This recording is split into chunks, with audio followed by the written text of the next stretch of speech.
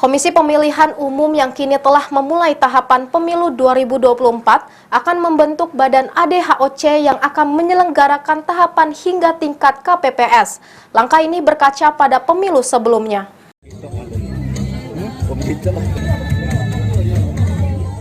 Berkaca pada pemilu sebelumnya, pada pemilu serentak 2024 mendatang, petugas pemilu yang dibentuk melalui badan ad hoc diminta untuk ikut dalam kepesertaan BPJS Ketenagakerjaan. Hal ini dilakukan dengan tujuan agar tak lagi terjadi peristiwa seperti pemilu 2019 lalu, karena banyak petugas badan ad hoc yang meninggal dunia akibat kelelahan dalam mengawal proses pemungutan suara. Terkait dengan jaminan kesehatan dan keselamatan kerja bagi petugas badan ad hoc, Ketua KPU Oku menjelaskan jika hal tersebut tidak diakomodir dalam anggaran pelaksanaan pemilu maupun pilkada mendatang.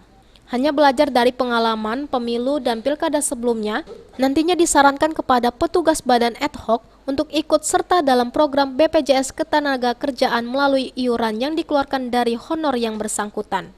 Pelajaran dari pemilu yang lalu, kawan-kawan ad hoc kami arahkan untuk ikut serta dalam program BPJS Ketenagakerjaan, sehingga mereka nanti tentu melalui iuran yang dikeluarkan dari honor mereka dapat mengantisipasi santunan apabila terjadi hal-hal yang tidak diinginkan, mulai sakit, cedera atau cacat tetap maupun meninggal dunia. Untuk honorer PPK, PPS, dan KPPS diajukan kenaikan. Petugas PPK dari Rp2 juta menjadi Rp3 juta per bulan. Secara umum, dalam menghadapi pelaksanaan Pilkada Oku pada 2024 mendatang, pihak KPU Oku membutuhkan anggaran sebesar Rp57 miliar. Ari Pranika, PAL TV.